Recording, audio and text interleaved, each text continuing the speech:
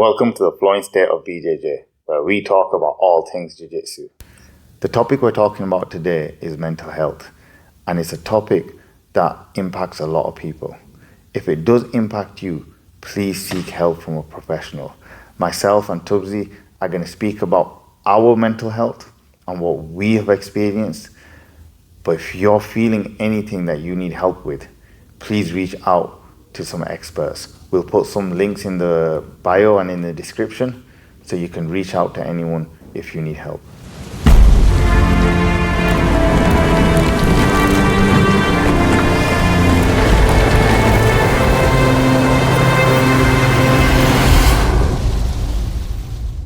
Tubzi, this is a deep topic today. Today we're going to try explain where the art of BJJ meets the journey of the mind. So we're going to take a deep dive into how Brazilian Jiu-Jitsu can help with mental health. It's quite interesting because when we talk about combat sports and Jiu-Jitsu, we're mainly focused on the physical, right? Yeah. So this is here to get you fitter, better heart health, lose weight. Yeah. And it's an aspect which is often overlooked, which is the mental side of it. Yeah, massively, because I think there's a big, you'll ask people why we started Brazilian Jiu-Jitsu journey, or because, how we spoke about on our last podcast about nutrition and fitness. But you have to remember your mental state is also a big part of your fitness, so to say, your overall kind of fitness. So I think if your mind's not in the right place, how are you able to physically get into shape?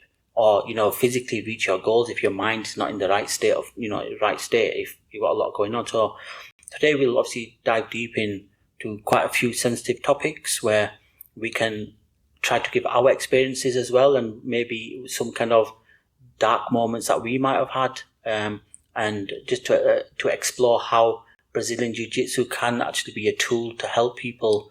So I don't know if you had that people come to you in your gym and spoken to you about their mental health. You probably haven't. I've had people come up to me in the gym and have the conversation where they say they don't believe that this whole mental health issue is a real issue, and almost saying that it's just a sign of someone being weak. Okay. So I've had people come up to me and talk to me in that manner, and it's an interesting conversation and me being the coach, everyone automatically assumes like I'm going to be alpha and go, and beat my chest and say, 100% doesn't exist, grind through it, it doesn't matter, everything will be okay tomorrow type of thing. And that's just simply not the reality. No. So when they get the feedback from me, which is very much, well, actually just because you haven't suffered from it, doesn't mean it's not a thing. Yeah. Like my job as a coach is obviously to teach Jiu-Jitsu. But one of the things that I need to do as a coach is step back and look at the overall picture of this person's health. Now, if they're physically doing okay, but they start to retreat from the class and start becoming isolated. Looking at their body language. And you get to know people over time. We spend a lot of time on the mat. Yes, it's only an hour, 2 hours a day, maybe twice, 3 times a week, but you get to spend time with people, what their jobs are, what their family life is. You know what I mean? Are they interested in cars? Are they interested in computers? What they're interested in? You get to know people really well. And if somebody starts to become a bit secluded. A bit secluded. That's probably the word I'm looking for. A bit secluded from that, and they don't want to share as much. It's almost a duty upon the social circle to then try sitting with that person and seeing what the issue is. So, yes, in short, is... I think you mentioned a part, certainly for me, and it seems that is the social circle aspect of it as well, where you're not just coming because you have to remember there's people who train more or less every other day at your gym and who see you more or less every other day, spend a lot of time. So it does become a bit of a social circle and a bit of a, like an oasis to get away from all of the struggles and all of the issues. But we wouldn't expect someone to come who maybe is fighting a few demons in the head to come and cry in the corner and have a thing on the head saying, I have mental health issues, please help me. Like I said, there's that aura of macho-ness that people bring sometimes to the gym. It's obviously we're fighting and it kind of comes hand in hand with that kind of approach. It can be caused by constant overthinking even sometimes when someone is in that state of mind and they come into the gym, they might start overthinking about the actual jiu-jitsu itself. Or am I going to get tapped out today? I don't want to get tapped out.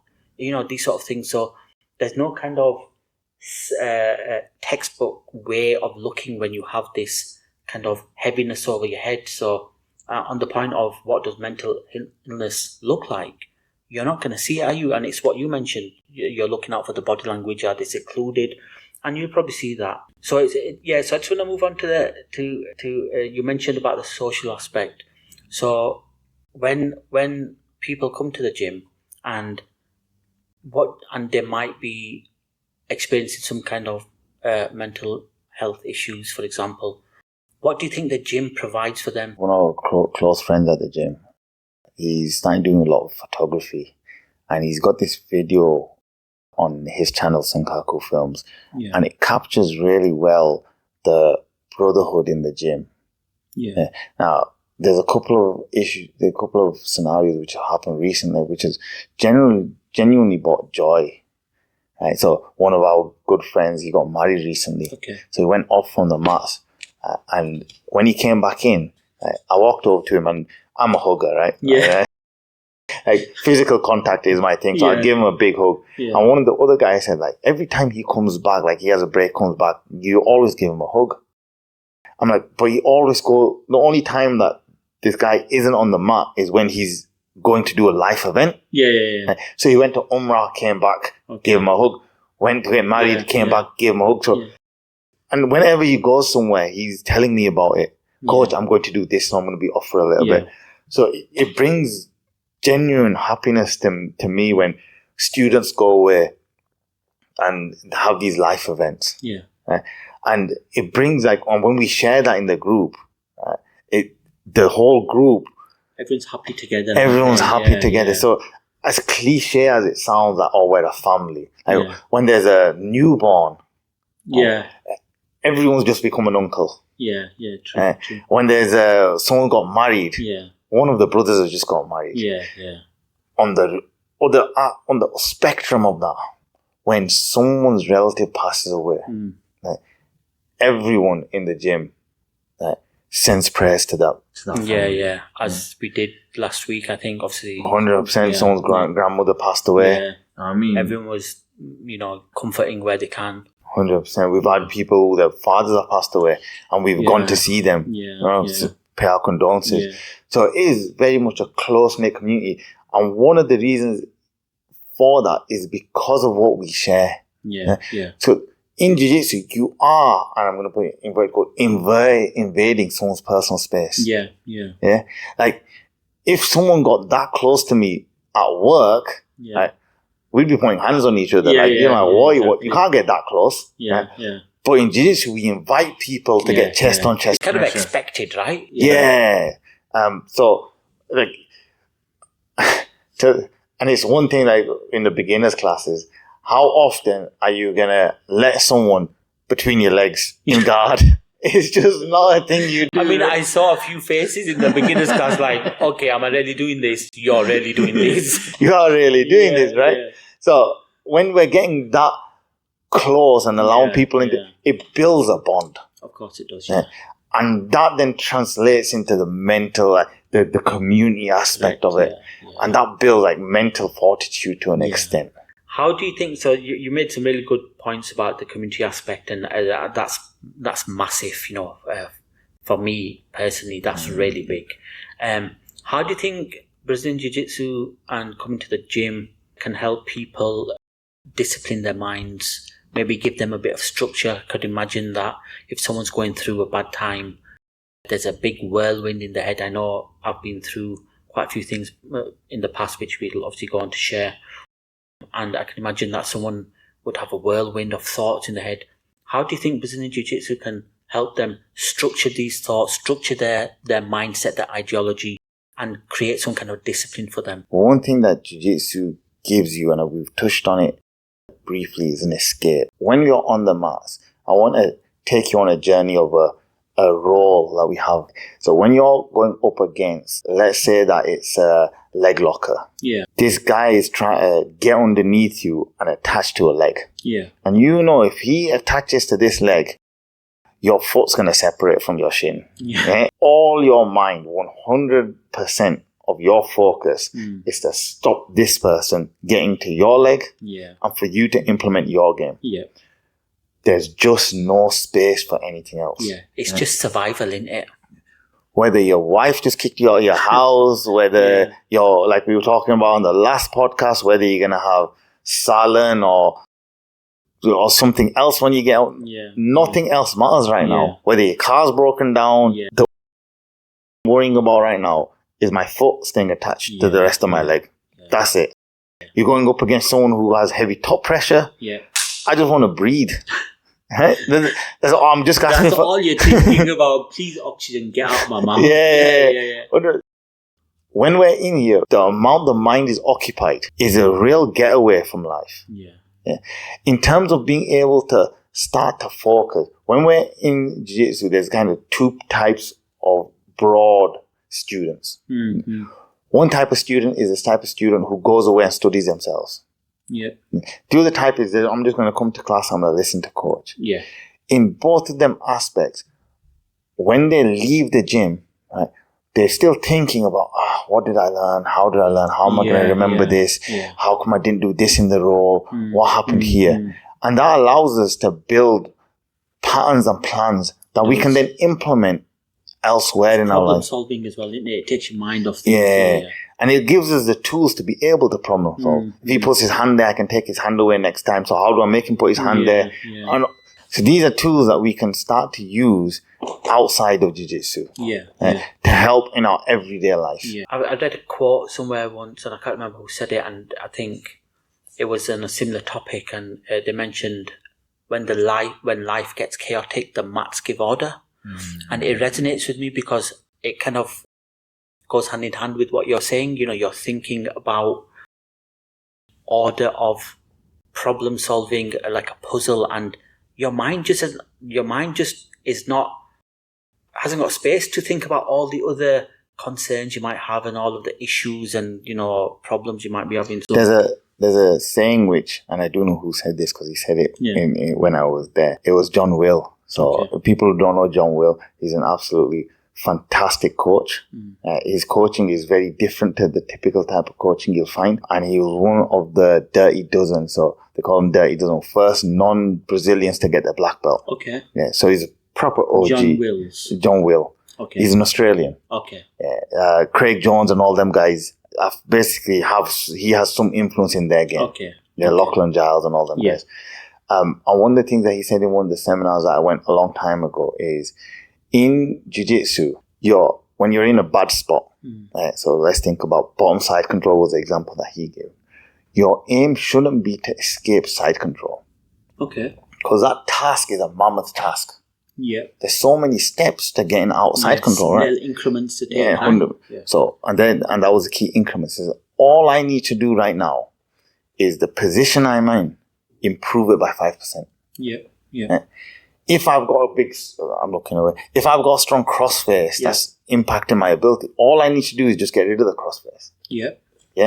If I don't have inside position on both arms, just get my right arm to inside position. Get my knee inside. Get my head away. So if I can improve my position by 5%, right, eventually I'll get out of side control.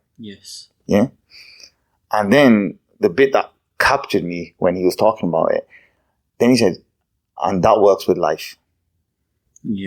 So if I'm in a financial issue, I'm not looking to pay off my debt. All I need to do is improve my position by 5%.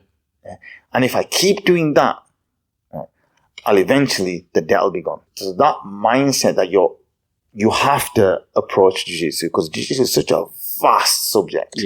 We have to break it down into chunks. We have to break positions down. If we start implementing that in our lives, we'll see how much easier it gets mentally. When we look at a problem, we're like, what's the problem? But actually, you know what? I don't need to solve all the problem. I just need to fix 5%. I totally agree with that, and there are some good points there.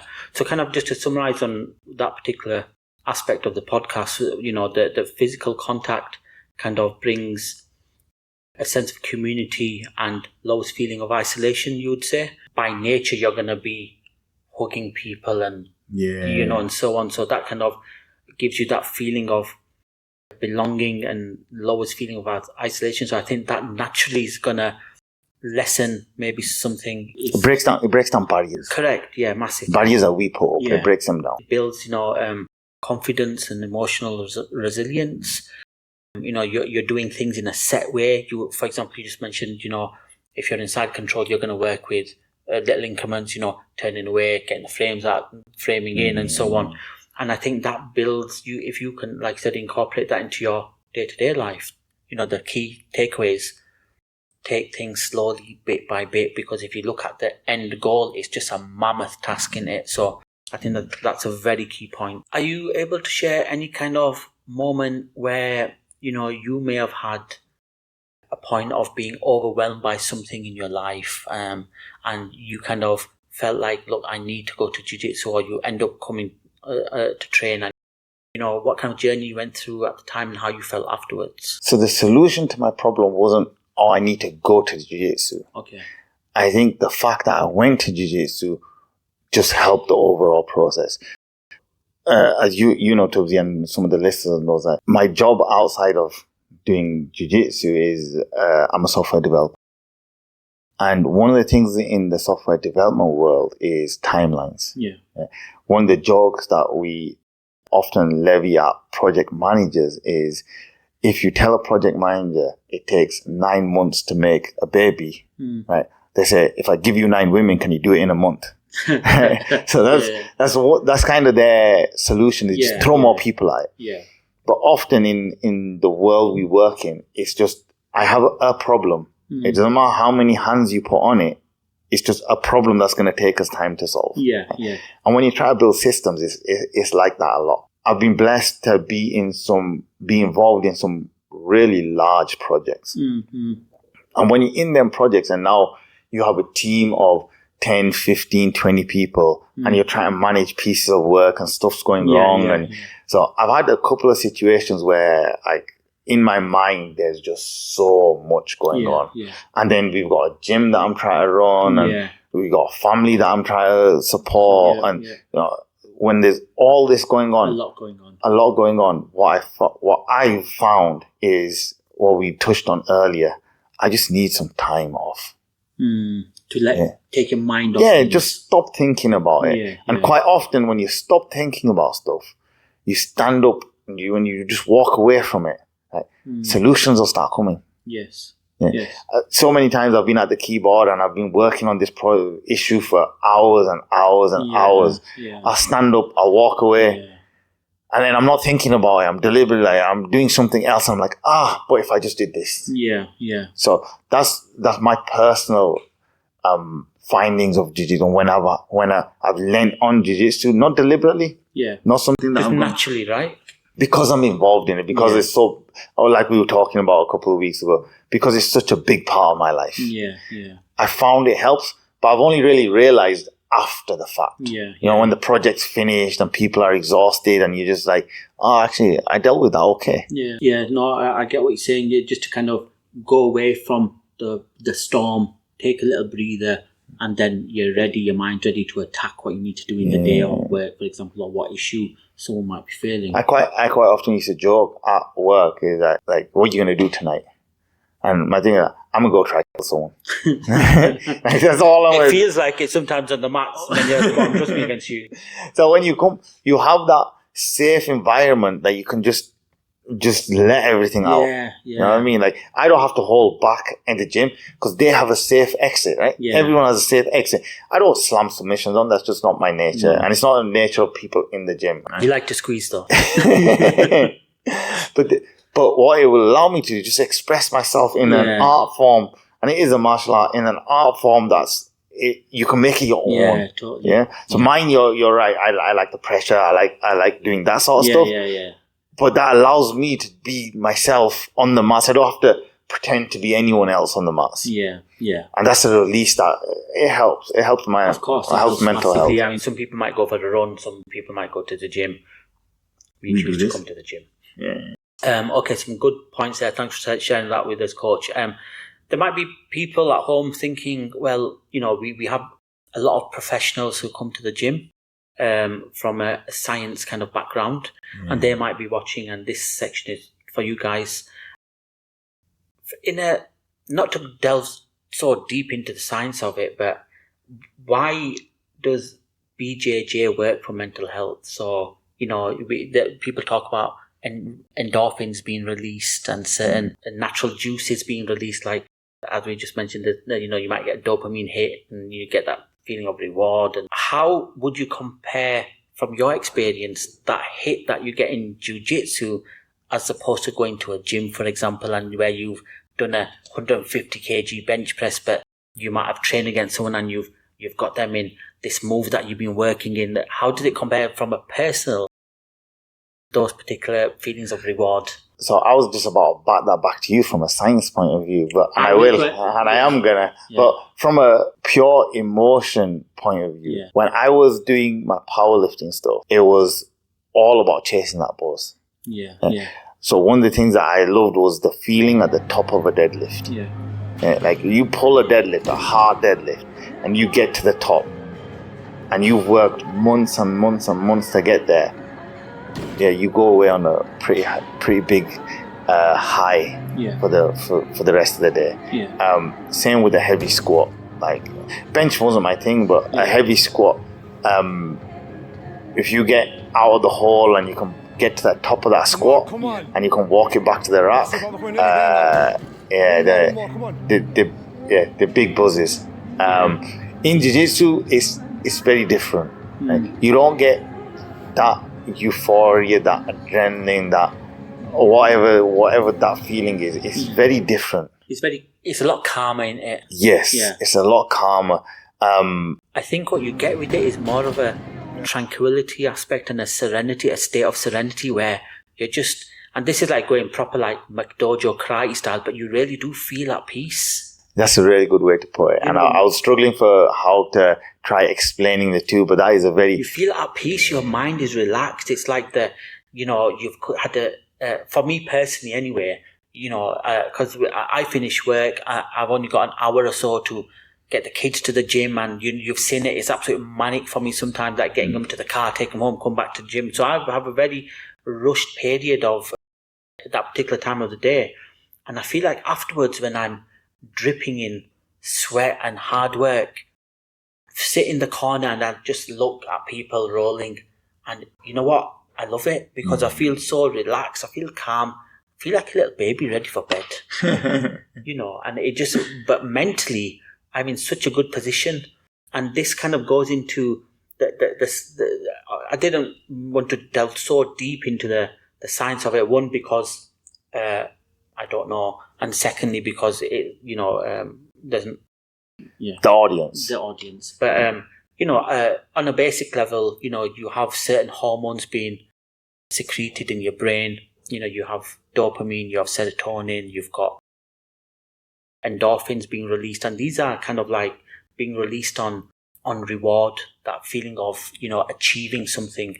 So I mean, the hit that I personally get when I might have pulled off a triangle or something on someone, I felt so happy. I felt like I've reached a goal because it just, and then I got that hit of a sense of achievement and again, like I said, reward. And that's because my brain's releasing these hormones, like I mentioned, different kind of endorphins, your dopamines and so on, your dopamine, which is kind of a rewarding feeling.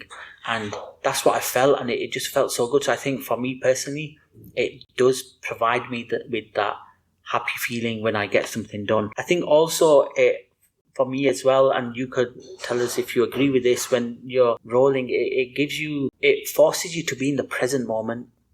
So for example, if I'm coming to the gym and I'm feeling, oh God, I've got this on my head, I've got a deadline to meet, or so and so. And this is a bit going back to what we said, it forces you to be in the moment, to think about, oh no, my arm's going to get ripped off. We mentioned it earlier, didn't we? Yeah. You don't have space to think about like anything else.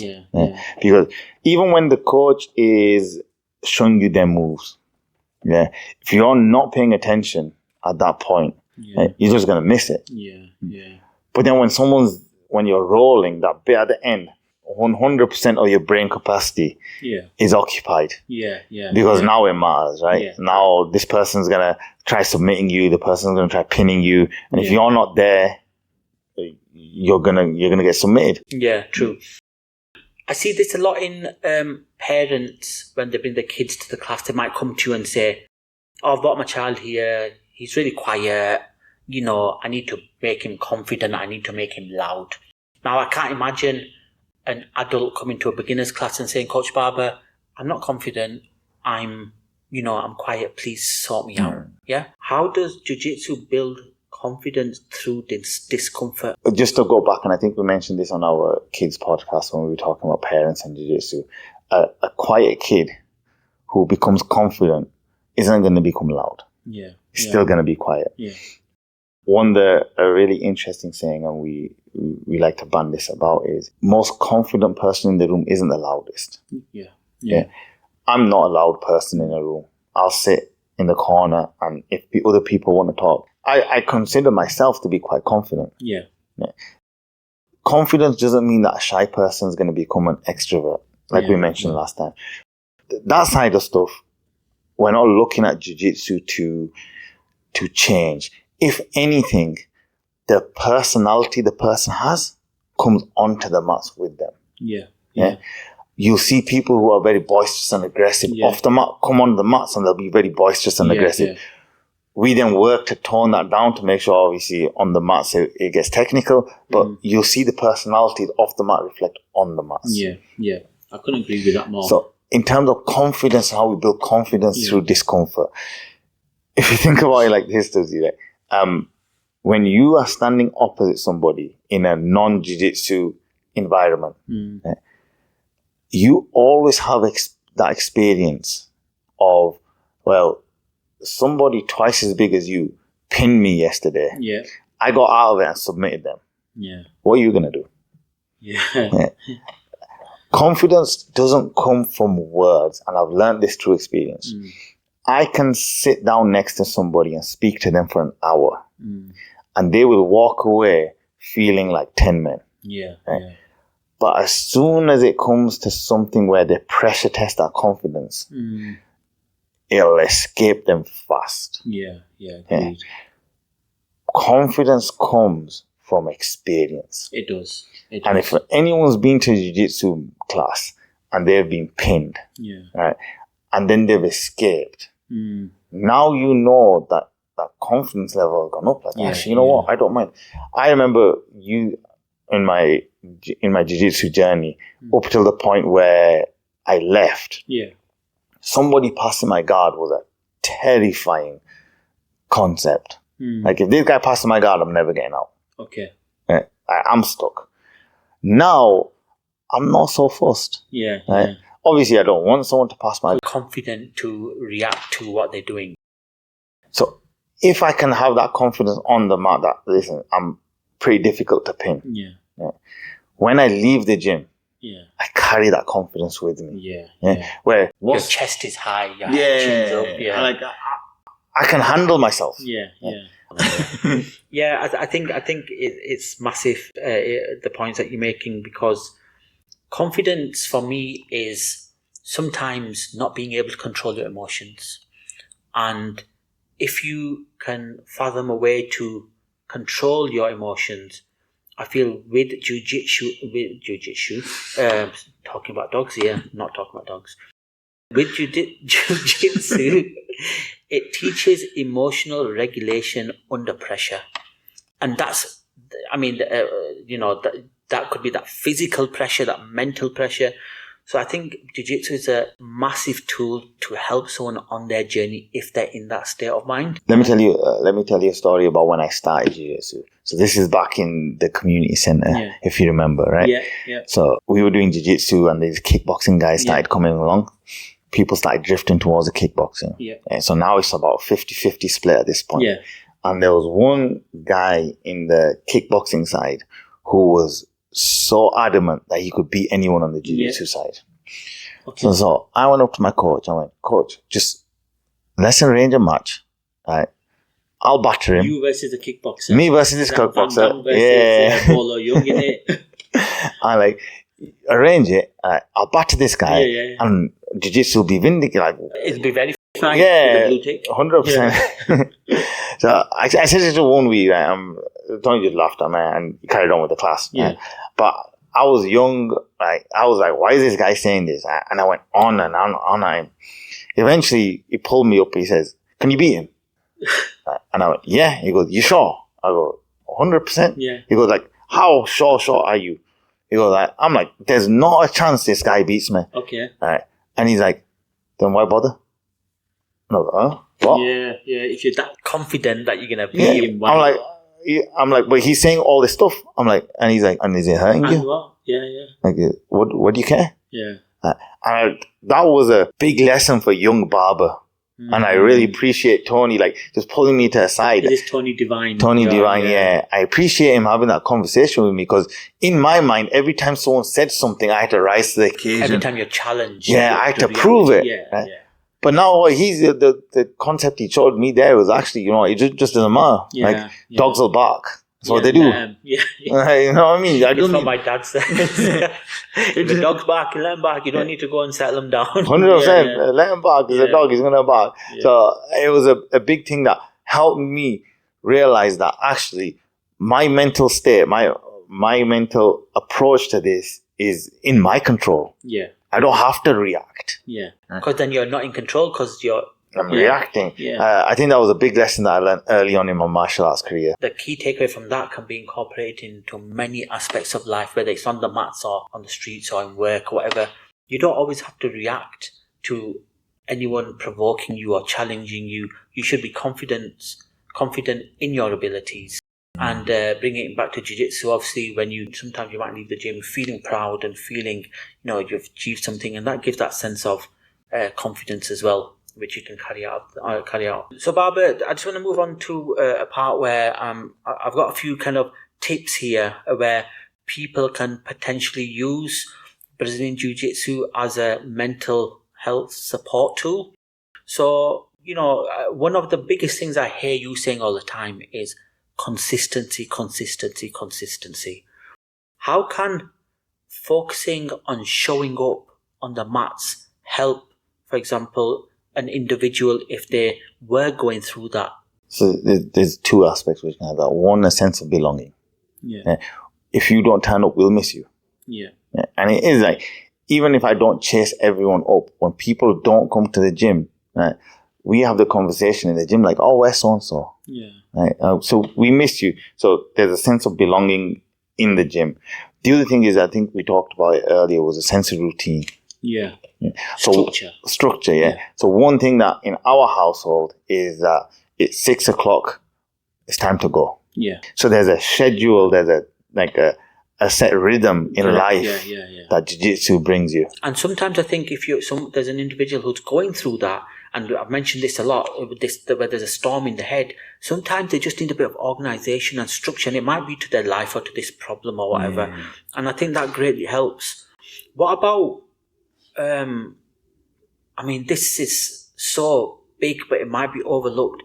Just talking to teammates, talking to people on the mats. And I've seen this, and you do this a lot. And sometimes I know it might not be, so you might have a role, you've absolutely smashed someone, and I really like seeing it. You'll sit with the individual and other people do it, and they talk about the role and they analyze certain things and troubleshoot. Do you think that kind of brings that bond closer between people, and that helps with, someone who might not be, so socially out there, and that gives them that mental kind of serenity? So one thing that I say a lot to, and I say this to parents as well, but it applies here as well, is to grow a relationship, you need things in common. Yeah? There's no way that, like, if someone doesn't have anything in common with me, I'm going to sit there and look at them, we're going to talk about the weather. Right? Like, what are you going to talk about? What jiu-jitsu does is, and we talked about this last week, is when the parents doing it and the kids doing it. And you mentioned this. Now with your daughter, you can talk about jiu-jitsu. Yeah, exactly. And that'll lead on to other things, right? So I feel that we need a language to bring us together. Yeah. And Jiu-Jitsu is that language for me. Yes, agree. Right? If anyone talks Jiu-Jitsu, You're the best friend. I'm the best man. Yeah. Like, I give you an example now. We talked about ground up Jiu-Jitsu a while ago, right? Yeah. Me and Roberto, outside of Jiu-Jitsu, don't have much in common. Right? He's from a different heritage than what I am. Yeah. Right? Yeah. I live in Bradford. He lives in he works in a different field. I work in a different field. He likes different types of food. I like different types. Yeah. There's a lot of differences. There's very little that cross in our worlds. Yeah. If we didn't meet on the mats. Right? The other day I went to ground up Jiu-Jitsu and it must have been 2 hours. We just sat there and talked. And this is just about Jiu-Jitsu. Just about Jiu-Jitsu. Yeah. We just sat there and talked. That's the biggest bridge you've got in common, right? 100%. And it was only because it was 9:00 p.m. and I had to get home. We could have sat there and talked all night. Yeah. Because it's such a vast subject and it brings us together so well. Yeah. And like, I consider Roberto as a good friend of mine. Yeah. But if I step back and look at it like, big thing. The thing that binds us is Jiu-Jitsu. Yeah. It's a strong bond as well. It's a very strong tool in it to bring people together. Yeah. And that's why we're talking about like building bridges and how it can help. Yeah. It's a very powerful tool because we talked about this earlier again. You let down defenses that you have up generally in society. We have these things about trust and about our personal space not personal space, the personal space physically, but personal space mentally, right? You're more accepting of it in the gym on the mats, right? Yeah. Because we share such close ties. Yeah. So I think it's a big tool to bring people together, to build commonality. And even the language, right? So when we start talking about it, there's a guy in our gym now we have a giggle about, he uses all Japanese terms. Okay. Right? But when you say to somebody outside of the Jiu-Jitsu world, when you start talking about single leg X, they're like, what on earth is single leg X? You come into a Jiu-Jitsu gym, say single leg X, pretty much everyone on the mat instantly knows what you're talking about. So there's a language thing there. Then there's a physical thing there. There's just so many aspects of it that the ties just get stronger. Yeah, 100%. I mean, I've seen a lot of people, through work, I've been through mental health kind of seminars and so on. And one of the things that these experts in the field, and I'm no expert, say is that to journal their feelings. So, for example, do you think it'd be a good tool for someone to journal how they're feeling before Jiu-Jitsu and then after Jiu-Jitsu, kind of to write down how they feel to determine whether this is for them to help them on their journey? Very much a personal thing. So I'm personally don't journal. I've tried it. Not for me. Okay. Yeah. So I went through and every role I had, what happened in the role, it's just not for me. Can I mentally picture them? A lot of the roles I can. The important roles I can still picture now. So I'm a very visual, like my imagination, like you were saying, like Tubzi's imagination is crazy. I'm very I'm very imaginative in that sort of stuff, right? I know, so I remember one of my old coaches, Danny Mitchell, he used to journal everything. Okay. Every role he had is in a book. Okay. Yeah. Okay. And he'll pull it out and every role is in a book. So this is a very personal thing, whether you can journal or not. I do, so as part of my data tracking, I do journaling on that side. But that's more for data collection than emotional sort of support. There are some people who are big on it. It's not for me. Do I suggest people try it? Yes, 100%. Yeah. I think it's like I said, it's very much a personal thing. You know, I know some people who diary everything in their life, and this is not to say just because an individual like myself or Coach Babar might not do this. If you are, kind of in this position where you may not be feeling so good, and you're thinking about, is Jiu-Jitsu for me? Can I use this as a tool to help me with my mental health? Try it. Right? How you're feeling before. Come to a class, if you're feeling rewarded, you're feeling at peace, serenity, tranquility, like we mentioned, you can journal that. It doesn't mean that you don't need to, but obviously it's very much a personal thing. One point from me, which I think is so overlooked, and I think this can help. It's so paramount, especially if you're going through this whirlwind of this mental health that we're talking about today. And I think you mentioned it. Just breathe. Just breathe. And this can help you in your game as well, and it can help you in your head as well if you need to. Just breathe. It helps you to stay calm. It helps you to handle pressure, because I know when I've been in a position where someone's got me inside control, and I'm just thinking, just breathe, Tubzi, be all right, make a bit of space. I'm breathing, and then I feel like I'm alive again. I can move, and I can imagine for someone who's going through a lot, this can bring some kind of mental clarity. So just breathe on and off the mats. What's your take on this breathing? So one of the things that when you would have seen me do this is when the kids, especially the white belts and the lower belts. So not so much with the higher belts, because the higher belts I just tell them to get up and get on with it. with the lower belts, when they're complaining about they got hurt, right? So I'll sit them down.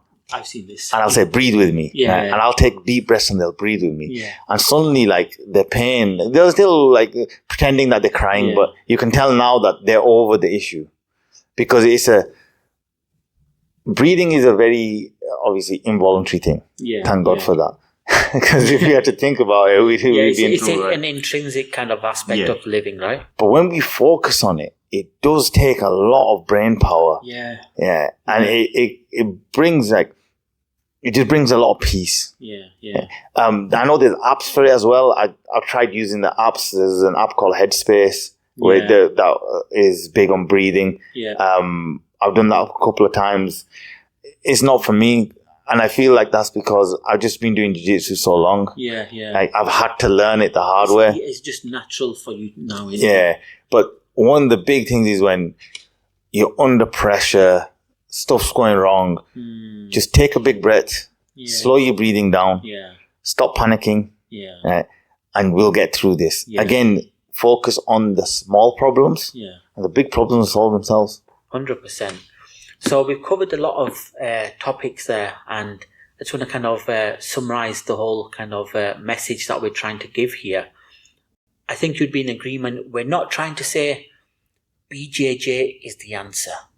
Correct. That is I'm feeling in a certain way, I have a mental health issue, or I'm just not in the right frame of mind.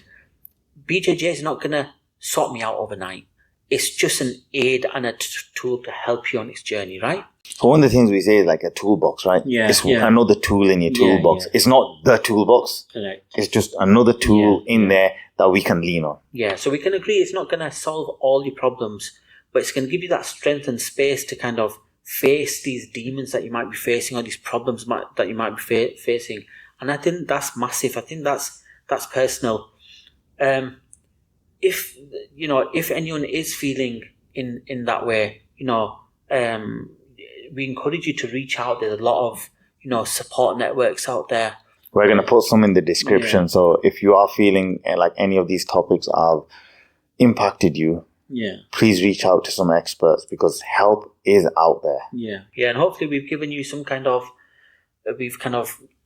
opened the doors that a BJJ can be used as a tool to help an individual on that way. And people are here to talk to. Coach, you're always open to speak to people, and if there's anyone in our gym listening, you're invited to open up and speak. We don't have to be quiet. And everyone's got my number, so if someone needs to message me anytime, I'm always on the end of the phone. I want to leave you with a thought. You're not alone. Stay present and keep rolling. And is there anything else you want to cover? For me, the one thing left to do, Tubzi. There's only one thing. Oosh.